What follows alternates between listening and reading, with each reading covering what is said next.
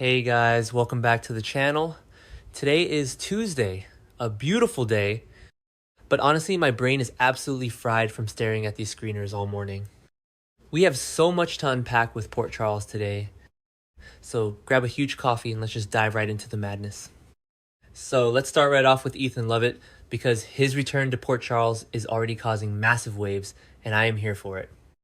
Ethan is currently hanging out in Sonny Corinthos' office, and he starts heavily quizzing Sonny about the sale of his piers. And you guys know the piers are basically the holy grail of mob real estate in this town. Pier 55 is where Josslyn got arrested, it is where Ross Cullum got shot, and it is the exact property that Jen Sidwell has been trying to pry out of Sonny's hands for over a year.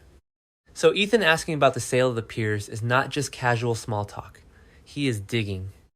He is fishing for intel, and Sonny is just sitting there, probably trying to figure out if he can actually trust Luke Spencer's kid. But then, of course, Lucy Coe comes bursting in, because it wouldn't be a normal day in Port Charles without Lucy Coe interrupting a tense mob meeting. Once Lucy realizes Ethan is standing there, she completely loses it and demands to know what on earth he's doing back in town. And honestly, Lucy is asking the exact question we all want answered. Ethan has a hidden agenda. We know he does. He left that weird voicemail on the pier a while ago, and now he's just suddenly back and wanting to work for Sonny. Sonny's going to need to figure out what that agenda is eventually. But right now, Sonny's distracted by what Ethan offers him next. Ethan looks Sonny dead in the eye and proposes a fatal proposition, a permanent Sidwell solution. Ethan tells Sonny that if he is willing to pay him enough, he will do the hit job. He will wipe Jen Sidwell off the map for good. And let's just pause and think about this for a second. Ethan is a grifter, sure. He has done some shady things. But a cold-blooded hitman, that is a massive leap. But then again, Sidwell nearly killed Ethan's mother, Holly Sutton, over in France. Sidwell tortured Ethan's family. So this isn't just business for Ethan. This is deeply, deeply personal revenge. And Sonny has to be tempted. Sidwell is blaming Sonny for Marco Rios' death. He is blaming Sonny for Jordan Ashford's car crash. And he is a constant thorn in the Corinthos organization's side. Will Sonny actually pull the trigger and pay Ethan to do this? Maybe I'm being too harsh on Sonny's recent attempts to go legit, but I think he just might. Meanwhile, let's talk about the absolute creepiest scene of the week. Outside Bobby's, we have little James West dressed up in his karate gear, and he does this little karate move, and who is standing right there watching Jen Sidwell. Sidwell is completely impressed by the move, and he leans in and asks James if his dad taught him that. You guys, my skin was crawling. Sidwell knows exactly what he is doing here. It is a massive, calculated dig at Cassius, who is standing right nearby, pretending to be Nathan West.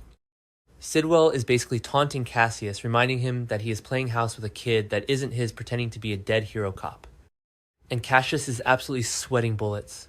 You can see the panic in his eyes, because Sidwell is starting to get suspicious.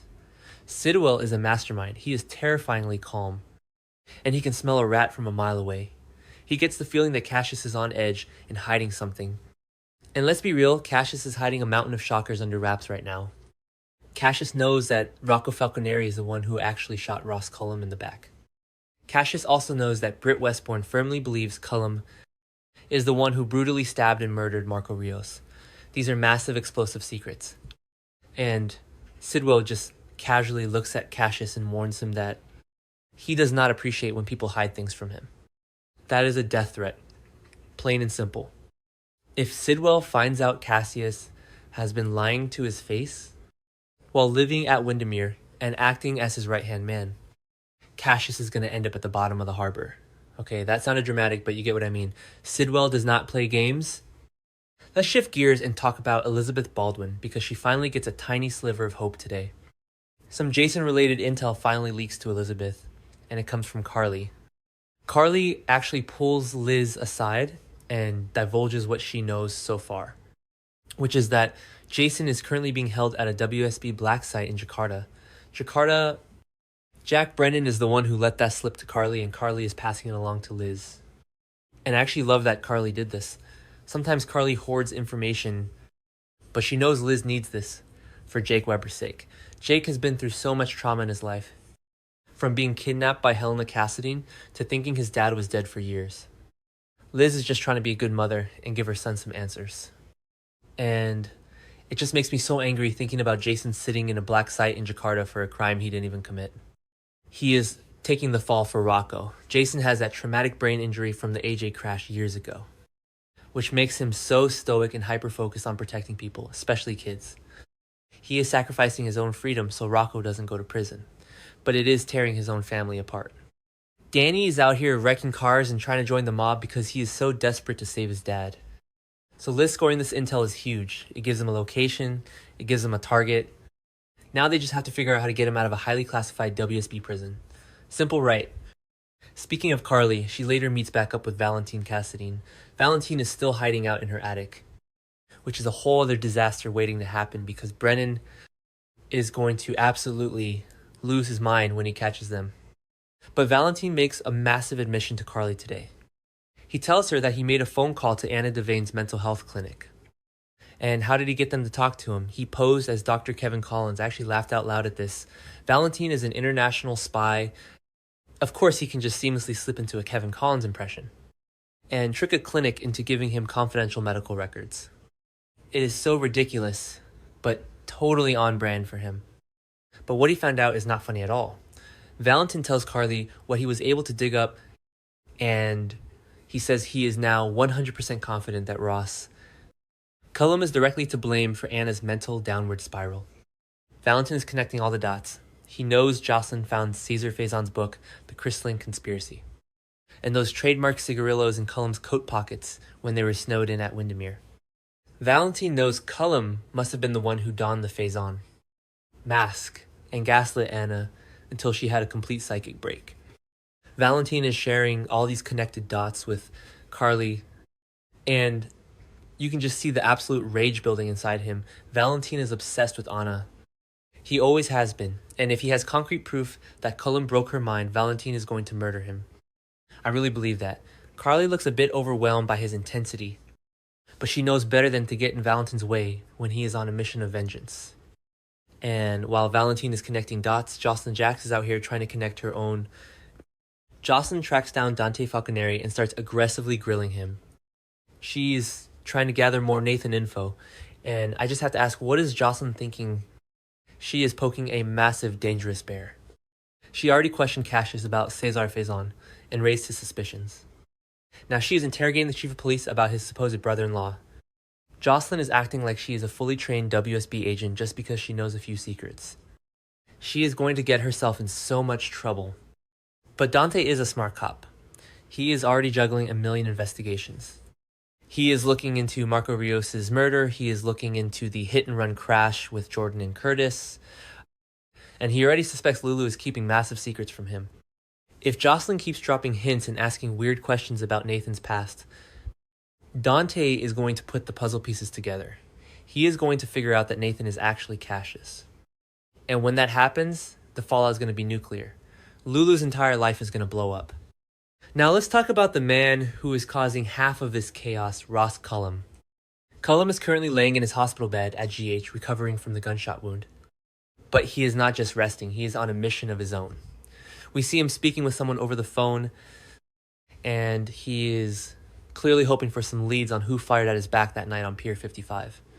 Cullum knows it wasn't Jason. Jason was standing right in front of him. So Cullum is putting out feelers. He is using his WSB contacts or maybe some dark web mercenaries to figure out who is on that pier. And this is what makes Cullum so terrifying. He is ruthless. We know he stabbed Marco Rios to death just to steal the cold fusion medicine. We know he gaslit Anna into a mental institution. If Cullum finds out that a teenager, Rocco Falconeri, is the one who shot him, Cullum will not hesitate to eliminate him. He doesn't care that Rocco is a kid. Cullum only cares about power and revenge. And the fact that he is actively hunting for his shooter means time is running out for Rocco.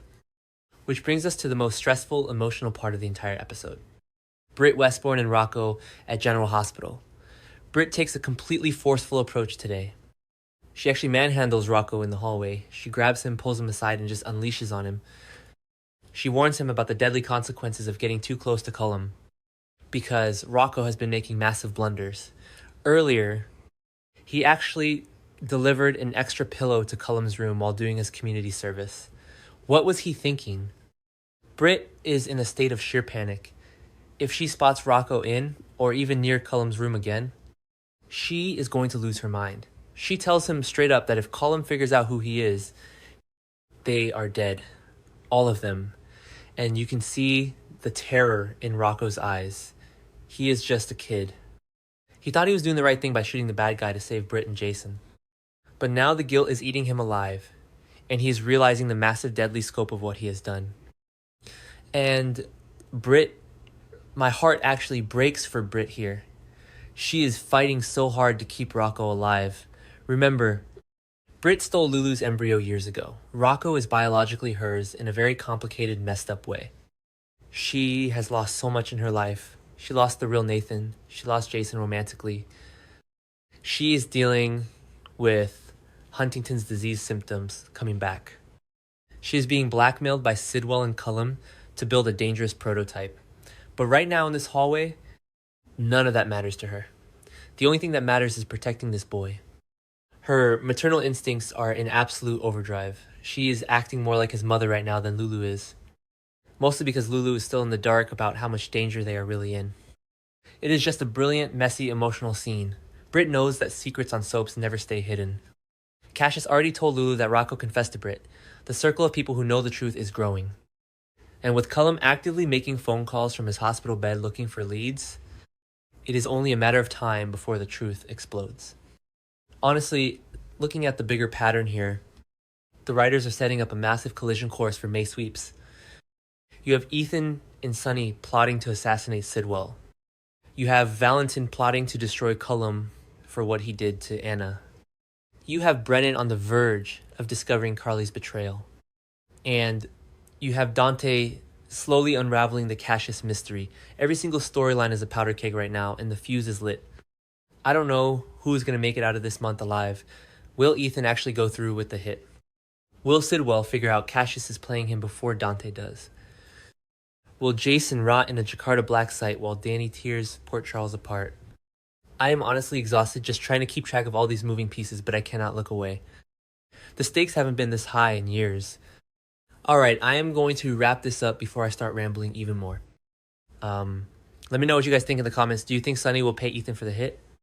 Do you think Valentin's going to kill Cullum himself? And seriously, how much longer can Rocco keep this secret before he completely cracks under the pressure?